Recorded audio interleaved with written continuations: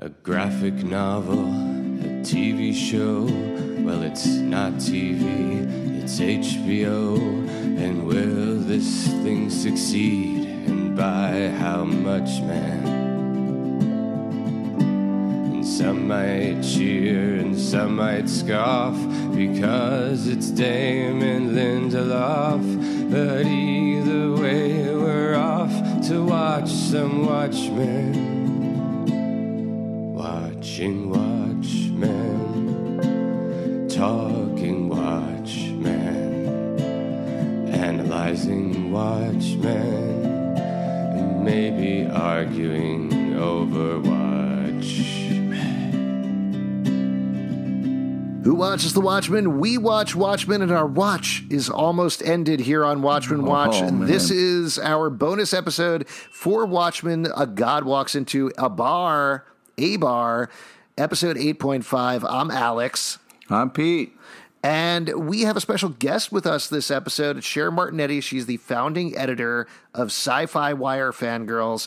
Been on our live show before. I'm a very big fan of hers. Very excited to have her here. Hi. Thank you.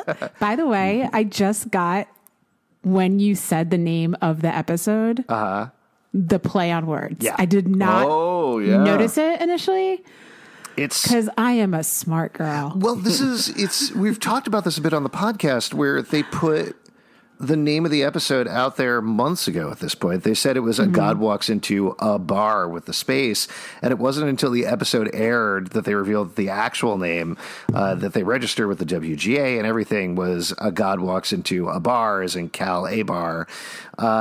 And this is a note that somebody sent us, Justin and I, when we were recapping the last episode. We were talking about, did they come up with the pun first? Were they like, let's do the God Walks Into Abar thing and then name them Angela Abar and Cal Abar? But actually, a user named @JoeProg said this, and this blew my mind. There's a 1977 movie called Abar, The First Black Superman. Wow. Shut up. Yeah. Are you serious? Yeah, it's a real God, movie. I love this show. That just made me love this show and this episode even more. And I gotta tell you, like, full disclosure, I didn't really care about Watchmen that much. Wow. Up until this show. Well, this is the first question that I actually wanted to ask you. What hit me? So you've read the graphic novel, you've read the comic book series? No. Okay. So here's the thing. I've been aware of Watchmen. I like to say I'm a bad geek because I don't like or try to know everything about everything. I appreciate people's fandom for things. But I'm also the kind of person that some stuff I've been a fan of since I was a little kid, and some stuff is very much new to me. And I like that there are things that I don't know and I haven't discovered yet. And I think Watchmen has been one of those things that I knew of it. I knew about the movie. I think for me, I kind of didn't really get into it because of some stuff about the movie that was super problematic that I knew existed in the graphic novel. Like with rape and stuff like that. Yeah. I mean, I figured that's what you're talking about is the sexual assault. It's not really something that makes me be like, oh my God, I can't wait to read this. So I appreciate that my appreciation for the Watchmen is actually through this show.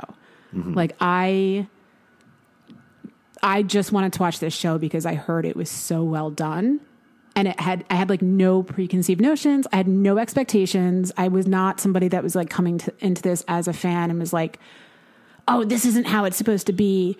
I knew enough to know that this was supposed to be a continuation. And more than a reimagining or a reboot. So then what was your initial impression of the show coming into the first episode? And in particular, as it started to weave in these Watchmen things, Laurie Blake, Adrian Veidt, et cetera, did it feel like a wall to you, or were you intrigued enough to find out more? For me, all of the science fiction and the comic book and the geek stuff that I like, I always tend to gravitate towards things that are just really good stories that happen to be about superheroes or happen to be about aliens or whatever. So I think that's why, like, I love Christopher Nolan's Batman trilogy. I was keenly aware of Batman prior to that. I grew up watching, the animated series. Like, I would come home after school and watch it. Nice. So I was aware, obviously, like everybody knows Batman, but I didn't really read the comics. But I loved Nolan's trilogy because if you took that story and it was just a good story, regardless about whether or not it was about Batman. And I feel my favorite Marvel movies are kind of the same thing. Like, they're good stories that just happen to be about superheroes, the ones that I like the best. Mm-hmm. And I think that's why I really like this series, because first of all, the acting is fucking phenomenal. Oh, yeah. The writing is I love the writing so much. I love how they take these real life things that actually happened in history and tell these stories. Like, I don't know about you, but I don't know many people that learned about what happened to Black Wall Street in social studies class in school. Mm-hmm. You didn't really learn about that, and I think it's one of my favorite things about science fiction and about geek genre is that it's a great tool and vessel for telling these really important stories sometimes that, like, I think people are more receptive and open to hearing about because of the space it's being told in. Yeah. And I think Watchmen is exemplifying that completely. That's awesome. Yeah. Thanks. That's really cool that, like, you get to experience. My glasses make me smart. No, sorry. I think it's awesome that you're experiencing the TV show first, and because it's very much like an updated version. It's kind of frustrating to go back and read it and be like, oh fuck, But it's nice to have something that is mind blowing, that is powerful, and everybody else can enjoy it as well. Yeah. And listen, like, I know enough, like, listen, I'm the type of person, like, I'll go do my homework. So I know enough to know what's been changed. Mm-hmm. I think that changing Hooded Justice and making him a black man that was masquerading as a white man is fucking brilliant, because that character makes so much more sense. That backstory for why he became Hooded Justice and why his outfit is what it is makes so much more sense in this telling, and I just think I think it's been updated, and it's so timely and it's so smart the way it's being done, and it's actually kind of spooky how fucking timely this show is. And I think that's also another thing that I tend to super gravitate towards is whenever a genre property comes out and it's as timely as it is, it's almost timeless too. Yeah. And I think this show is that. Well, to your point, this is something that we talked about a couple of episodes back with the, I'm blanking on the name of it, but the 6th episode, the one that was the flashback to Hooded Justice, where they first revealed Cyclops, and they were talking about how the Cyclops symbol is taking that OK symbol and putting it on your head to make it look like an eye. When they were developing it in the writer's room, they just thought, okay, how can we say that there's an eye on the head, that this Cyclops symbol, what would that look like? And it was that OK. And it wasn't until later, after they had already decided that on the writer's room and written that down, that it started to come out, oh, that's a symbol of the alt-right, that they make that OK symbol. And that's exactly nuts. And I wonder how many people that are watching, and I don't mean to cut you off, but we know that because of our jobs. Mm-hmm. It's like we are supposed to know, backstories and whatever, but also we spend so much time on the internet, and you can't exist on Twitter and be in media, regardless of what you cover in media, and not kind of absorb everything. So it's like, I think we know that because we have to and because of our jobs. I wonder how many people at home that are just the casual fan that happened upon the show and thought it was good and kept watching it, just don't even know about those two truths, Yeah, well, I think it's been it's been a teaching show as well, to the point that you're making, that not just about the Tulsa Massacre, but about a lot of other things. And I mean, this ties into a lot of the theories that we've talked about with the end of the show, where I keep bringing up this point that's very poorly worded, that I feel like in a certain way that it's heading towards some sort of solve for racism, that the same way the comic book was about figuring out how to stop nuclear annihilation, if the existential threat that Damon Lindelof is dealing with is racism, how do you solve that? Or how would a super genius like Adrian Veidt or Lady True or whoever it is figure out how to stop racism? And I think by doing that, they're teaching people along the way that they're giving empathy for these things, that there are people, particularly a big geek audience, frankly, who has no idea about these racial issues, who are finding out for them for the first time through the Trojan horse of watching a Watchmen show. Yep. I am like one of those people that I'm like secretly very emotional, which I guess is not a secret now that I just shared that. Now the whole world knows about it. Podcast. I know there's like millions of, you guys have millions of listeners, right? Millions. I don't know biggest about podcast out there. But one of the things that makes me super emotional in my job is seeing people that are not white react to something because they feel heard and seen. Like seeing anyone feel recognized and seeing how it impacts them, like, and it overwhelms them. And I love experiencing that because I feel like everyone should feel seen and heard, you know? So one of my favorite things about the show has been watching geeks of color that of course know these stories and seeing how they are almost, I don't want to say rejoicing, but I think there's this celebration in the fact that these stories are being told and how they're being told. Because I feel like there's been a lot of care in how these are being told. And this isn't like there's a white savior really, because yes, I get, like, you know, Adrian's the super genius, right? But his plan is not about racism. His is to stop humankind from being faulted and our innate need to destroy, right? That's his overall plan, because it was to stop the war and the whole nine. But to see Dr. Manhattan represented as a man of color is just, I think, fantastic. You know, like I just love everything about that. And I love seeing how the main protagonist is a woman of color, you know, and I just love seeing how that is affecting people of color in a positive way. They're geeks or fans of this. There's been two. Oh, sorry. Go ahead, Pete. We forgot Pete's here. Yeah. Hey, Pete, how's it going? But I also, like, to get back to what you're saying a little bit, Zalbs, like they also, answer the question, what came first, chicken or the egg? Yes. Right. You know? Great. Thank you for bringing that up. They're answering a lot of things in this show. Yes. Yeah. All the big questions. All the big questions. The thing that I was going to say, though... Well, do they answer it or do they go make waffles? I don't know. Yeah, what came first, the chicken or the egg? It's go make waffles. That's the third choice that nobody ever talks about. That's the most important.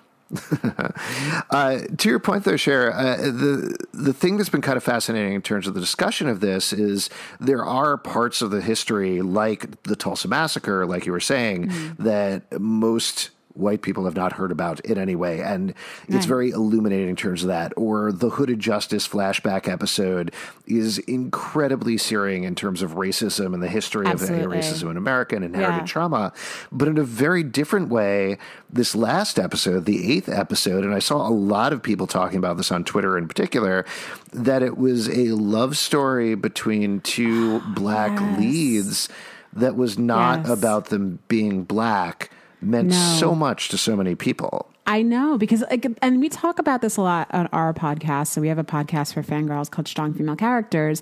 And we often talk about how, you know, sometimes a challenge being a woman and with any property that is female led or female created or whatnot, how we wish it could just exist as a thing and not have to be about the fact that it's female led or about women or female director, right? And I think this episode is a shining example of where a thing, it doesn't have to be about the fact that it's two people of color that this story is about. First of all, I fucking cried from this episode. Yeah. Oh, wow. Wait, when did you cry? Was it the line that I've seen everybody repeat is this is the moment line? Yes. That's the one? Yes. Yeah. This is the moment. That is like, that goes in my bank of things like, the hand gesture and Pride and Prejudice. Like that goes in the bank for like all time. Like, oh, that is such like, it just, oh my God, I'm getting goosebumps just thinking about it. It's crazy that you could have a show like this that, for me, the big moment, which we talked about a couple episodes back in the podcast, is that last moment at the end of episode 7 when the blue glow comes on Angela's face and she says, "Hey, baby, we're in fucking trouble," which to me was the encapsulation of their entire relationship in one line and one shot. And I thought that was one of the most stunning things we've ever seen. And then the very next episode, we get another moment that is exactly like that again sums up their entire relationship in such a beautiful way. It's amazing what the show is doing. And it's so good. And like I'm not a fan of flashbacks, like flashback episodes. This flashback episode was so fucking well done.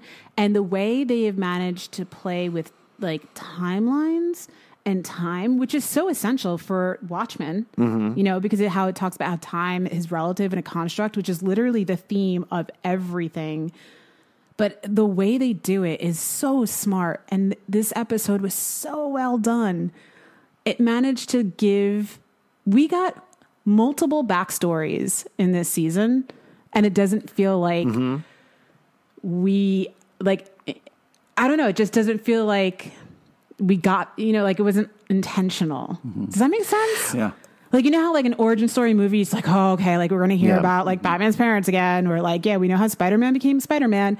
Like this, it's like, fans of Watchmen know their backstories. But I think even for fans of Watchmen, because some of these characters are new and they didn't exist in the comics, and I think for the ones that did exist, I just think all of it's very interesting because it's kind of showing how they got where they are while explaining who they are.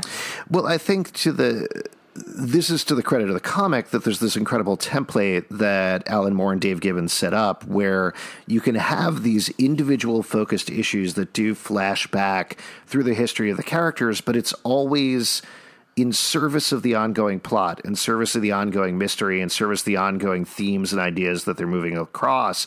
And in lesser hands, that wouldn't have worked at all because that's a nearly impossible amount of things to be balancing at the same time. But they clearly put in the work, made sure that every single line is important, is doing these things, because even though we're finding out, it could have been like, and here's what Dr. Manhattan has been up to since the Watchmen comic book. Yeah. But that's not what it's about. It's about filling in this information that we need to know right now that impacts exactly what's happening in our present, that is going to impact the future of what's about to happen in, I don't know, at this point, an hour or whenever they're turning on the Millennium Clock. And that's great. Yeah. Pete, you weren't on the recap episode. Other than the chicken and egg thing, is there anything you wanted to mention? Anything you took away? No, I was just, it's really, like she's saying, it's not formulaic in what it's doing. For me, I fell into with the comic book, especially the second time rereading it, you kind of see, okay, this is a pattern that they do. With the show, it really feels very organic and unique, and it's fun to be like, what am I going to get with this episode? And it really delivered a love story in a way that, someone who you see a ton of these movies, it's just like, it was really interesting and powerful. It just keeps getting better, and I really wanted to stick the landing. Yeah, it was really like the Remember Me of superhero stories, I would say. That's a terrible reference. I've never seen Remember Me, and I don't think I'm missing anything about that. No, that's okay. That's another one. It's fine. You don't need to see that. I'm sure. Tell you what, let's move on. I'm sure there's a lot of other things we're going to talk about, particularly when we get to everybody's theories at the end of the episode. Folks sent in stuff on Twitter with questions. But before we get to that, I want to talk about Peteypedia.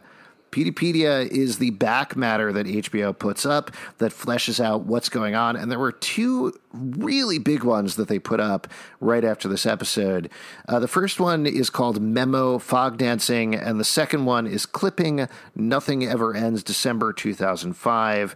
Now, the first one I'll mention, I'll just run through some things, and then I want to get your impressions and thoughts from both of you, what you took away from these.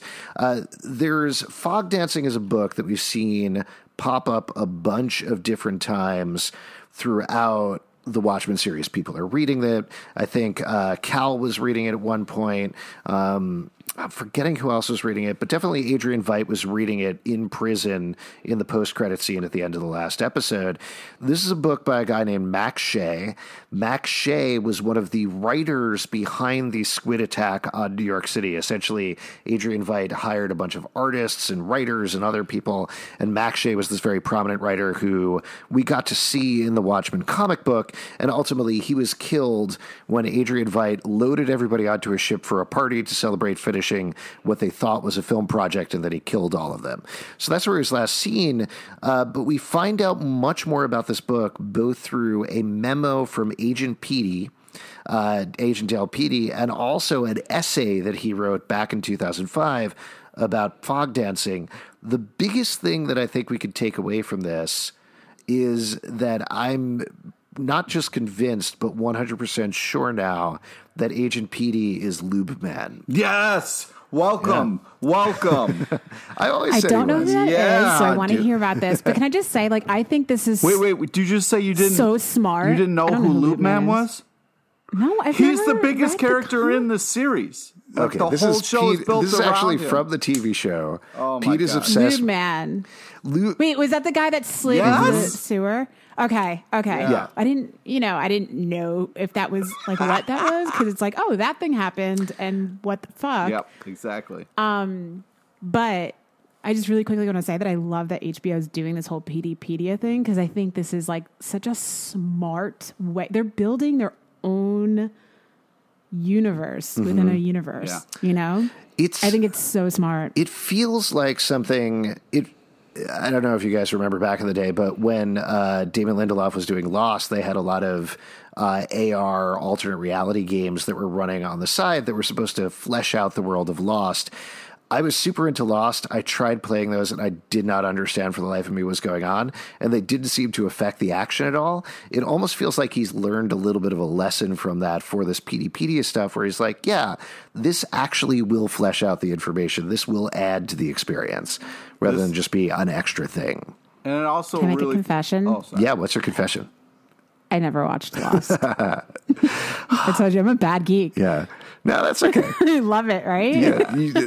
I'll tell you what, weirdly, to be perfect transparency, you saying you didn't watch Lost hurts a lot more than not reading Watchmen. That's just where I'm at right now emotionally. I'm just putting it out there. I'm just I don't know. I'm very...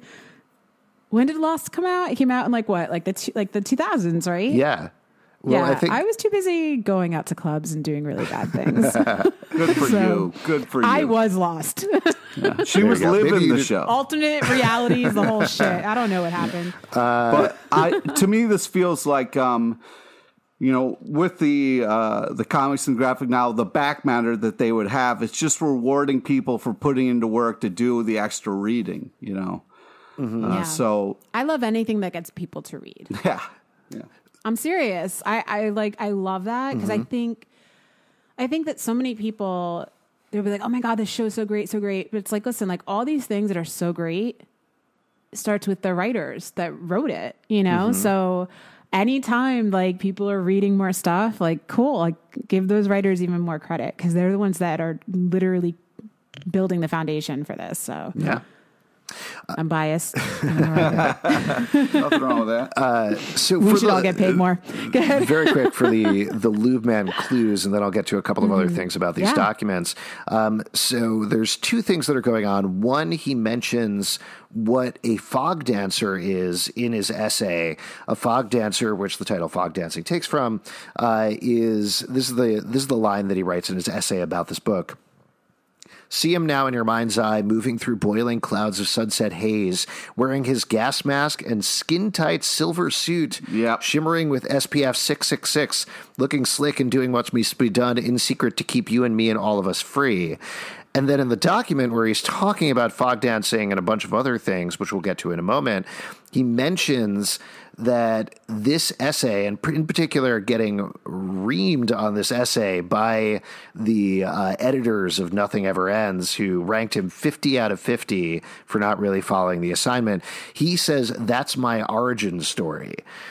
So if we take Laurie Blake's idea that all origin stories are built out of trauma, which he said a couple of episodes back, the most traumatic thing for Dale Petey was getting a bad review on his essay that he wrote about his favorite book, Fogdancing. And so he decided to put on a silver suit and rub himself down in suntan lotion and slip and slide all over the place. Well, it makes... So wait, so you think that Detective Petey is Lube Man? Yeah. Yes. Obviously. Okay. He's got the physique for it. Okay. But also, if you think about it, though, a little bit, like, in his defense, like, that's his favorite book. Like, he wrote this out of, passion, and to get a bad grade has to be super painful.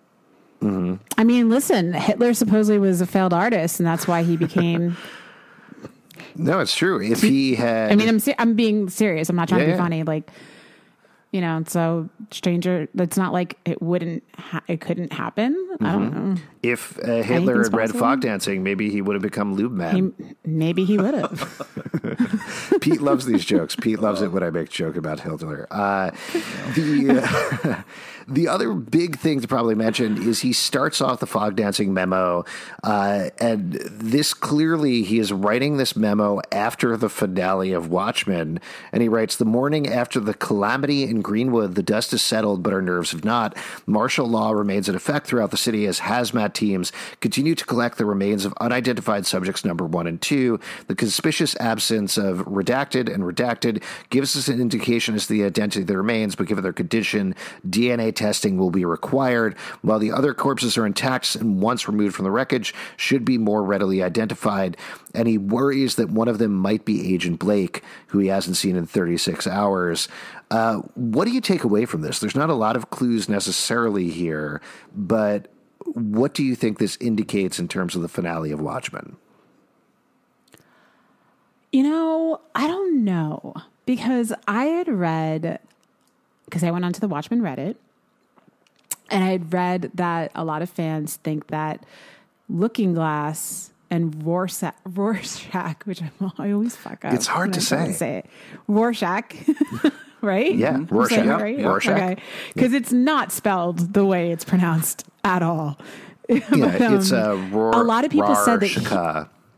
Yeah, a lot of people said that he seems very similar to him, not just in the fact of like what his costume is, but also in his personality. Mm-hmm. And I don't know, like now I'm kind of wondering, because it's like, listen, if Angela's husband could be Dr. Manhattan, like who's to say that Looking Glass isn't somehow related to or has something to do with Rorschach? Yeah.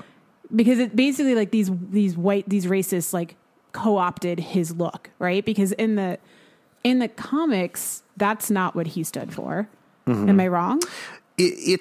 They're an extreme extrapolation of his philosophy, which edges on alt-right, but never fully goes into that. So he's basically like the Ayn Rand of Watchmen. Yes, absolutely. Okay. I mean, my main theory at this point is I think, I don't know if this is too fanficky, but I do feel like we could see Looking Glass, if he survives all this, become the new Rorschach, essentially reappropriate that identity. I think that would be an interesting direction to go. Yeah, because it seemed like, especially his last conversation with Angela, it seemed like he felt so betrayed. And it's like the whole time, I think one of the great things that this show's been doing, it's like it's always been kind of like subtly setting you up for something. Like it's been dropping hints as to who Cal was, you know, which when you like, if you're me and know nothing, you don't realize it until the reveal that all of a sudden you're like, oh my God, right? So I feel like after having that moment where it's like, oh, all these other little things now just like jump out, you know, and make sense to me. And I feel like Blake might be that same situation because I think the fact that, you know, the 7th Cavalry was so taking such an interest in him, there has to be a reason for that. I don't think it's because he's native to Tulsa or, you know, a Southerner. I think the weird idiosyncrasies that like about his behavior, there's a reason why they want us to know that story. I think in the beginning, he felt like he could be a little sketchy.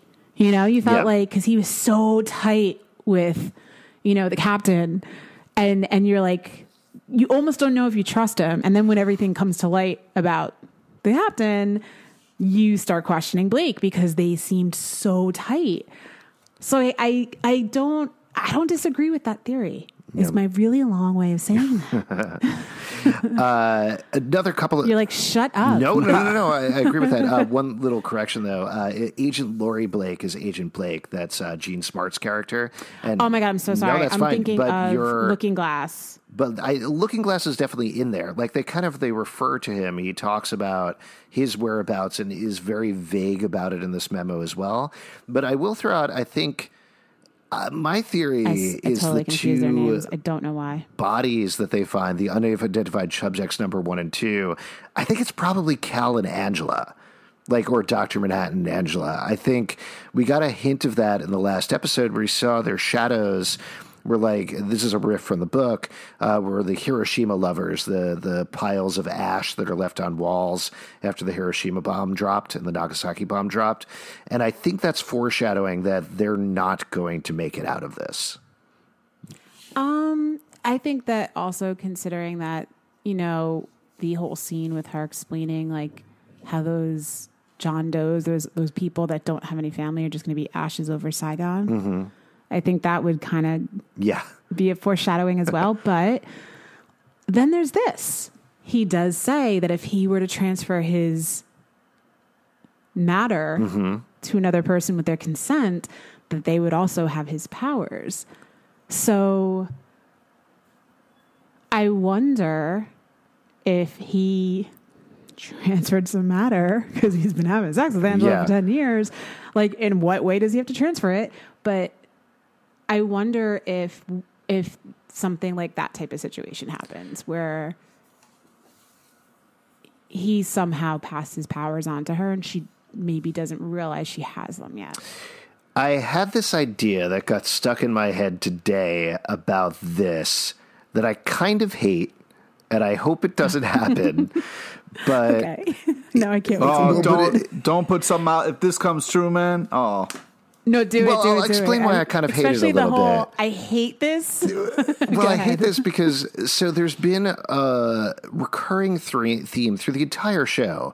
From the very first episode, they hit it pretty hard in, I want to say, the 4th or 5th episode, and they've continued it throughout, of eggs and eggs hatching. And even in the last one, like Pete was talking about, there was what came first, the chicken or the egg. And then watch the eggs when he's making. Right, exactly. And the first time we see Angela, she's cracking open the eggs and making the smiley face. So it could just be a recurring visual. But if you were potentially going to transfer your powers as Dr. Manhattan to something else, could it make sense that she's pregnant at the end, that actually that egg gets fertilized? The reason I kind of hate that is I don't love the idea of the ultimate resolution being the main female character needs to get pregnant. But I don't know. It could be. I don't know if I think she's pregnant. I don't know if I think that. Yeah. But I think that there is something to the egg thing. I don't know what it is. I mean, they did go out of their way to talk about it pretty hard. Well, yeah. Well, they did have, you pointed this out a couple of episodes back, Pete. Will Reeves was eating a bunch of hard-boiled eggs nonstop. Yep. So maybe they're Dr. Manhattan'd up eggs or something like that. I don't know. Is it wrong for me to say that the second, because, we haven't seen Louis Gossett Jr. in something in forever, but the second he opened his mouth, I knew it was him, and I decided in my head that this was Chappie from Iron Eagle. Yeah, Chappie. He will forever be Chappie, and I've just decided that Chappie is now in The Watchmen. Oh, that's canon now. Yeah, it's canon. The another couple of things about the Peteypedia. You have to be over 35 to get that reference. Sorry. Another couple of things about the Peteypedia files. The story itself, the way that he describes it, there seems to be strong parallels to the original Watchmen story. There's a character that seems a lot like Night Owl. There's a character that seems a lot like Laurie Blake, a.k.a. Silk Spectre. There's a character that seems like the comedian, and they all suffer an alien attack. The interesting thing about that with the timeline is the way that Fogdancing was published in 1972, and what happened in Watchmen happened in 1985/1986, even if they were working on the plan for a while. So it almost feels like either Adrian Veidt read this story and this is where he came up with the idea for the alien attack, or there is some sort of plan that predates Adrian Veidt's plan, is what I took away from this. But that all said, those were my takeaways. Was there anything additional that either of you read into either of these documents or thought was interesting? Well, I'm not... sorry, go. No, you I've been go. talking too You much. go. No, go. Oh, so polite. Stop being so polite. Well, I really like this whole idea of two origin stories that kind of like they touch upon. And I think that's like... something that is kind of hinted at, but it's nice to see that it's like pointed out purposefully.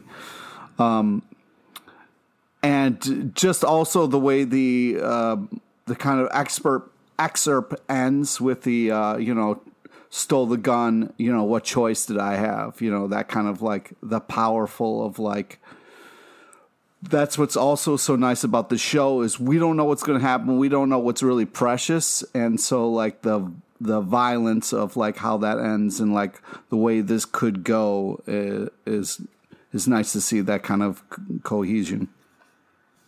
Cher, what were you going to say about these?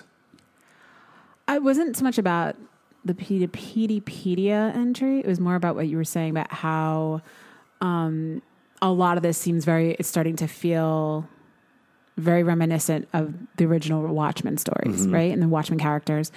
And the first thing that popped into my head in that moment when you said that is from a different show that happens to be one of my all-time favorites, Battlestar Galactica, where they basically say that everything has happened before and will happen again. And I think one of the reasons I love and that line resonates so much with me is because that's humanity, right? Like we're always doing the same shit over and over again. Like we just, so it's like, yeah, maybe this is like a playbook off of the original Watchmen story, or maybe it's just the reason why it feels that way is because this is the same shit that we always keep, you know what I'm saying? Like, even if you go back through old Superman stories or old, like, everybody says how, like, Captain America, like, so much about him seems so timely now, but it's like, because it's the same shit. Like, humans are always doing the same shit. We're always trying to blow each other up, just like Adrian Veidt. I can't say his name either. They got to make these names simpler. I think that's the main thing. Listen, this is my fault because when I'm talking in front of people, I fuck up pronunciations, even though I know exactly how to say it in my head when I read it. I'm saying it right. But Adrian says the same thing about how, they're like, we have to keep building bombs, right? He says they have to keep building their fucking bombs. And I think it's like those little moments and the way they're playing with time And there's multiple themes happening here. It's not just with the racism thing. It's also with, racism thing. I'm not saying that like it's casual, but it's not just, that little nugget.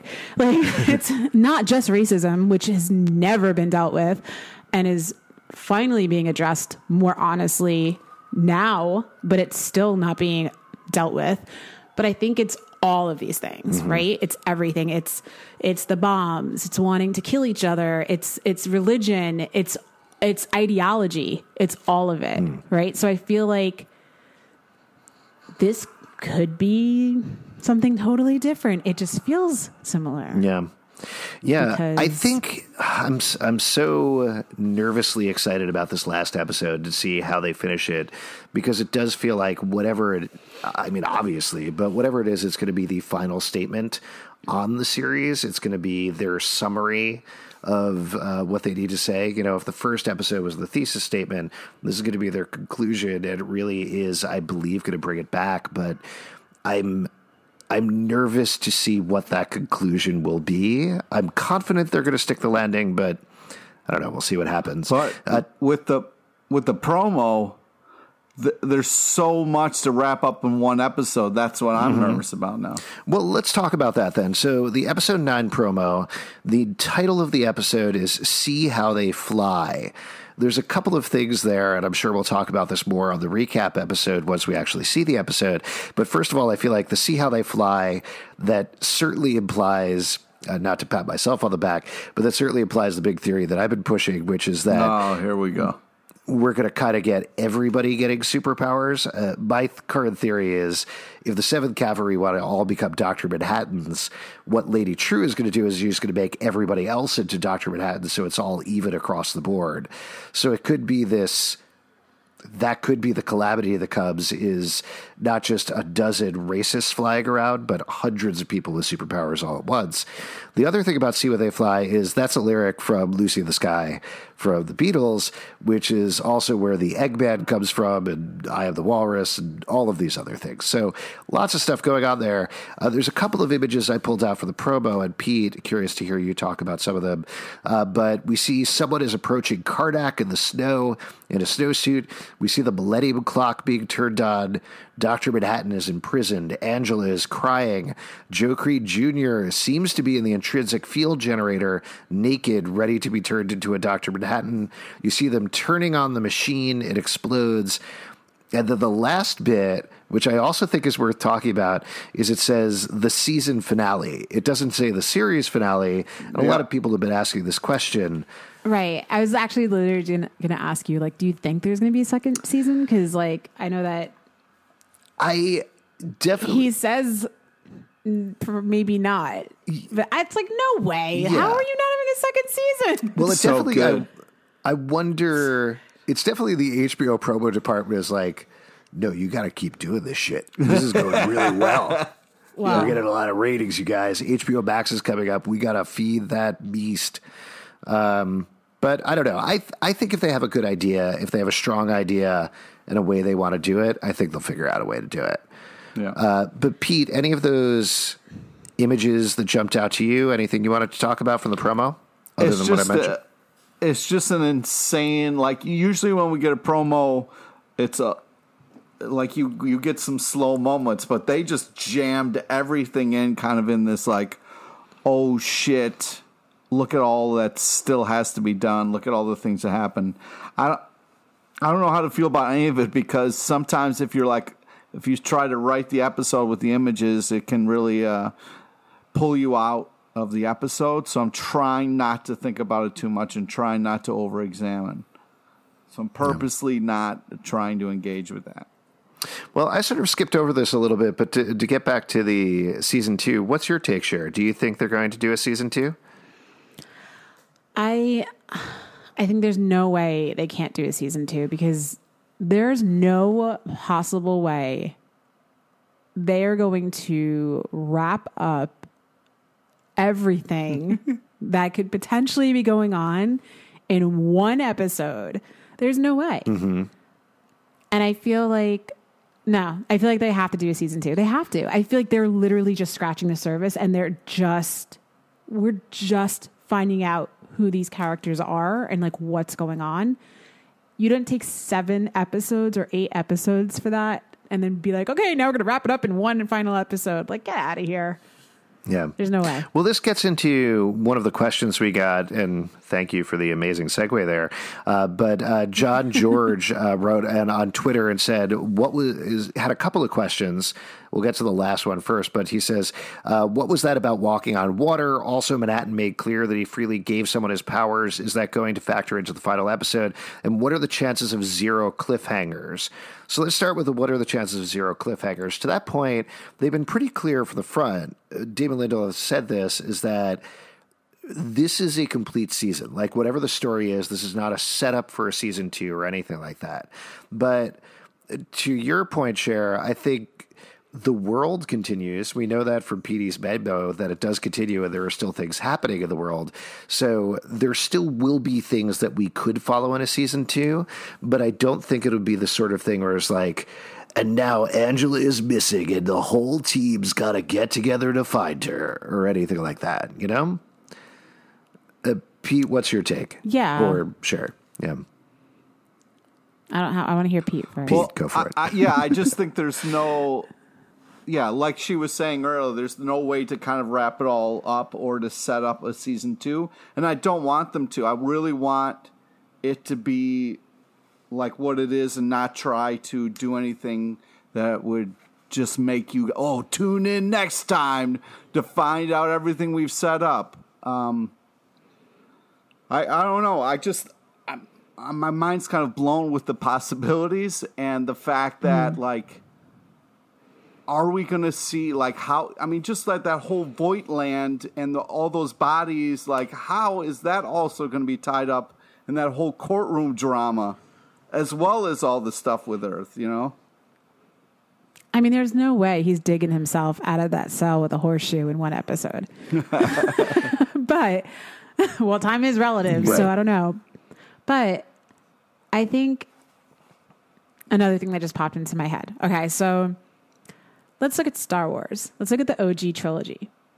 A New Hope ended that story. Mm-hmm. It did not feel like, and then there's more, right? Like, if you only ever had A New Hope, that's fine. There was a resolution to the story. That chapter was complete.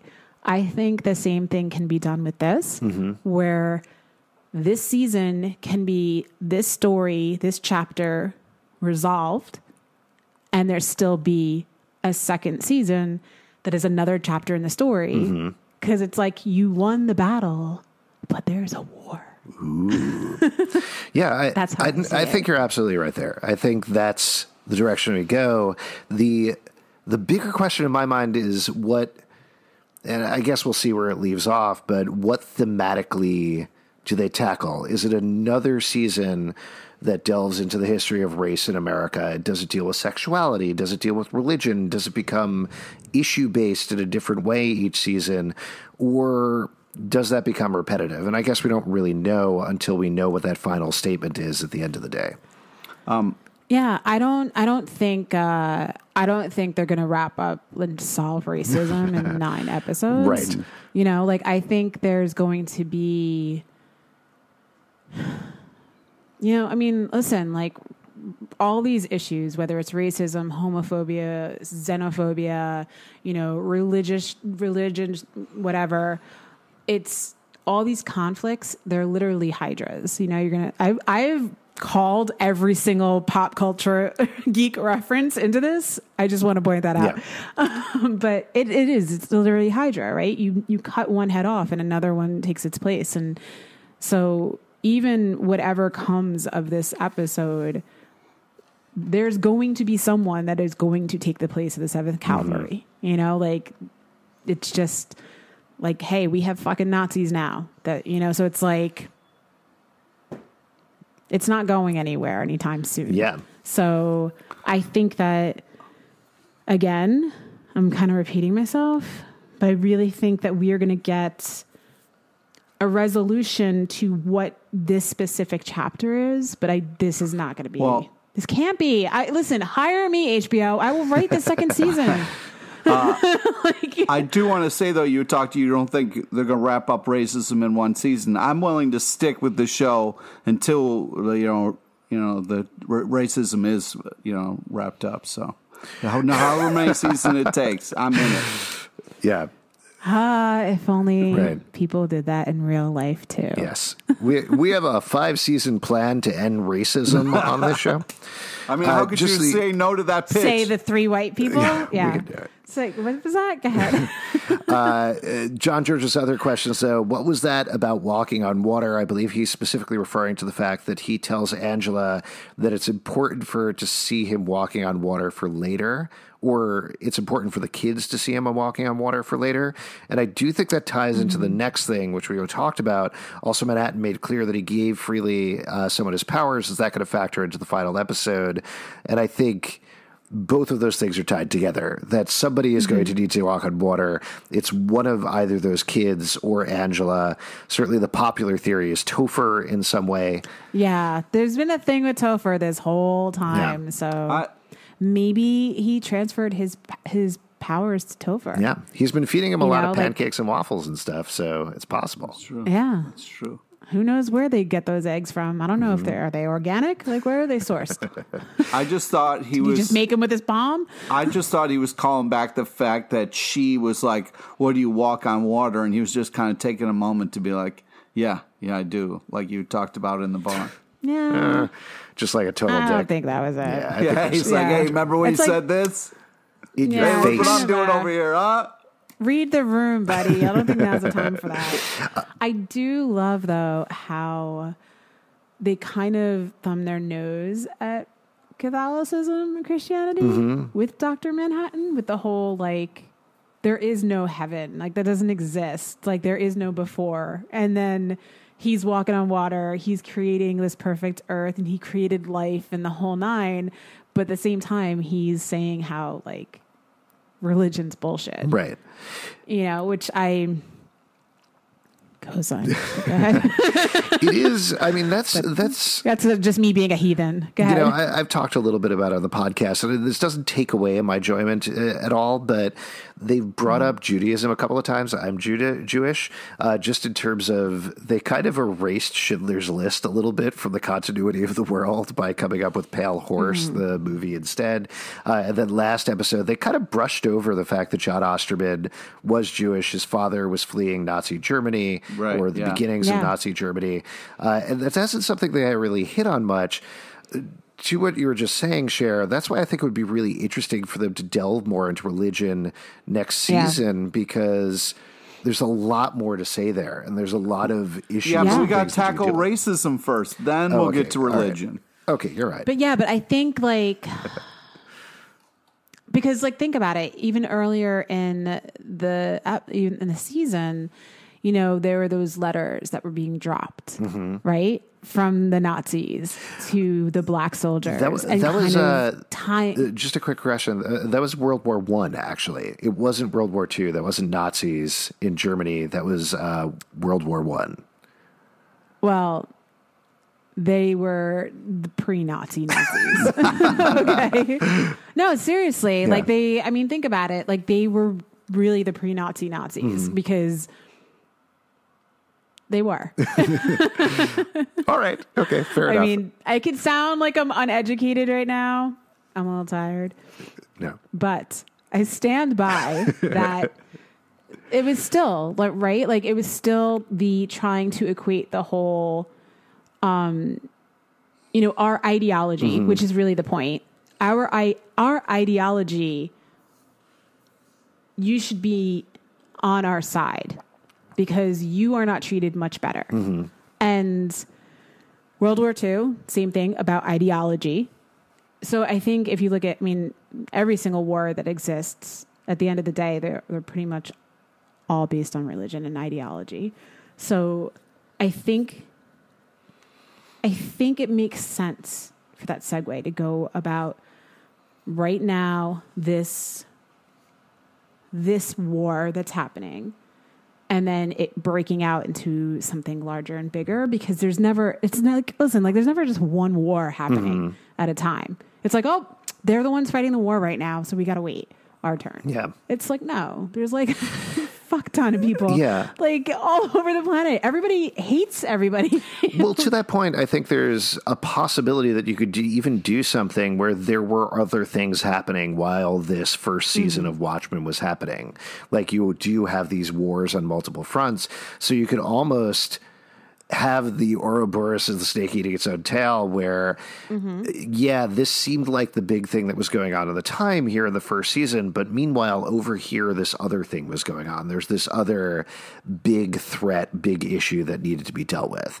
I do want to get to a couple of other tweets from people before we run out of time, but Mike Fairbanks says, it's probably too late, but I have a theory. Not too late, Mike. You did it just in time.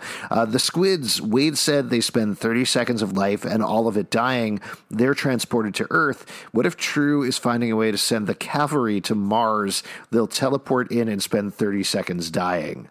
That's a fun theory. I like that idea. If the 7th Cavalry gets transported to Mars. What do you think about that?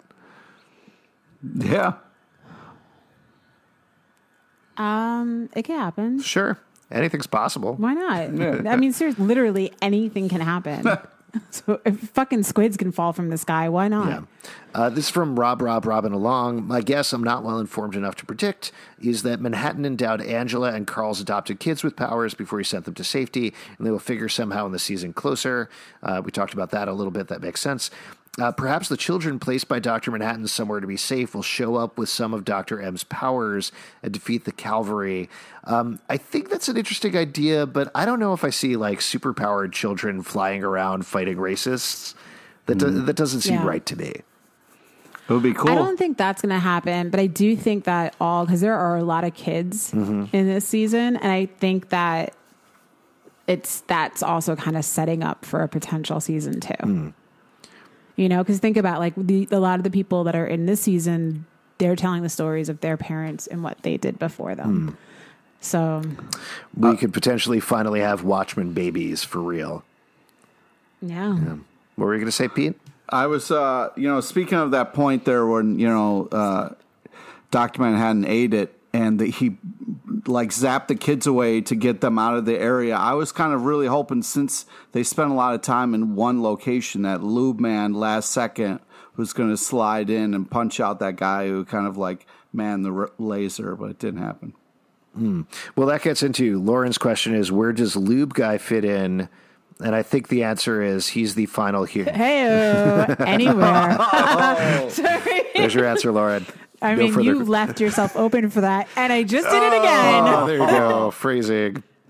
I don't know if we can top that. We do have one last tweet that I'll get to. Daniel Cabral says, that might be one of the best episodes I've seen on TV. I truly believe Adrian Veidt will save us with John going through time. I'm positive Adrian knows what's happening in 2019, and Lady True Clock brings Veidt back, and he's already planned for this event 5 years ago.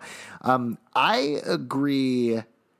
I'm pretty convinced that all of this, including Adrian Veidt being sent away, is all part of whatever his plan is, but I'm not convinced that he's going to save anybody, personally. He did before. I don't know. I have a feeling he might end up saving Dr. Manhattan. What gives you that idea? Do you have any...